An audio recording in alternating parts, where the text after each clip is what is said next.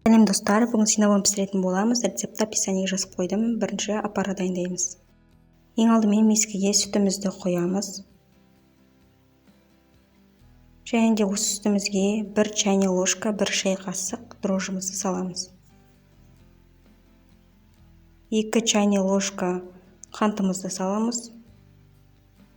Және 3 ас қасық, 3 столовый ложка ұнымызды саламыз.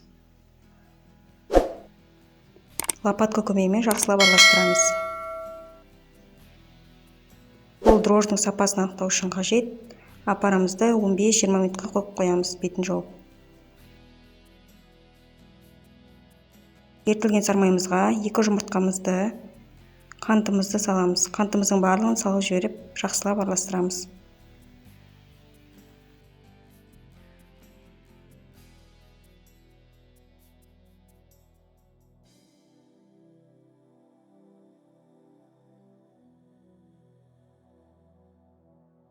Опара көтерілді, енді оған манағы 3 компоненттен тұратын қоспамызды саламыз.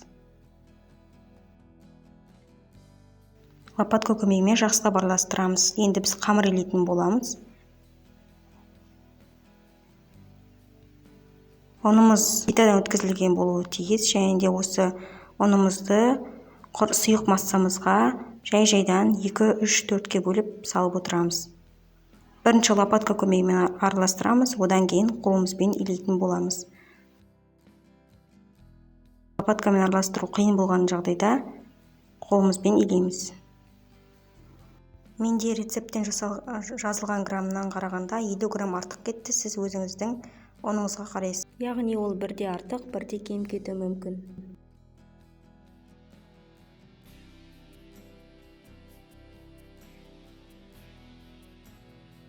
Қолға жабыспайтын жұмсақ қамыр шығуы тиіс. Енді бетін жауып қойып, 1-1,5 сағатқа қойып қоямыз. Осындай әдемі үлпілдек пышный қамыр шығады.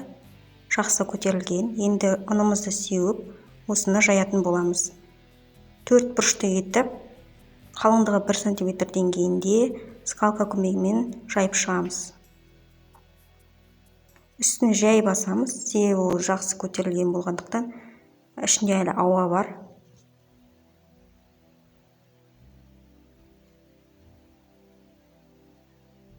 Осылай жайдық. Енді ішіне начинкасын дайындайтын боламыз. Ол үшін қантымыз бен корицамызды араластырамыз. Бөлме температурасына сармай қажет болады. Оны осы жайылған қамырымызға жұп-жұқа қылып жайып шығамыз. Сармайдың үстіне осы корица мен қант қосылған массамызды саламыз. Енді орайтын боламыз. Ораған кезінде плотно орамаймыз, ішінде ауа қалатындай ораймыз. Стойкаға қойған кезінде арасында көтерілуге орын қалуы қажет. Міне осылай орадық. Енді жіптің немесе пышақтың көмегімен кесіп терге бөліп шығамыз. Енді пергамент төселген противеньге бетін жауып, простойкаға қойып қоямыз 20 минутқа.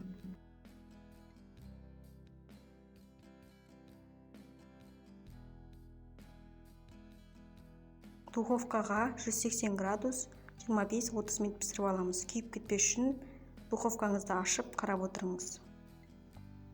Енді бетіне глазур жасайтын боламыз. Ол үшін қаймақ пен қантты араластырамыз. Егер де рецепт ұнаса, каналға лайк басып, тіркеліп қойыңыздар. Міне осылай шықты. Міндетті түрде жасап көріңіздер. Ас болсын!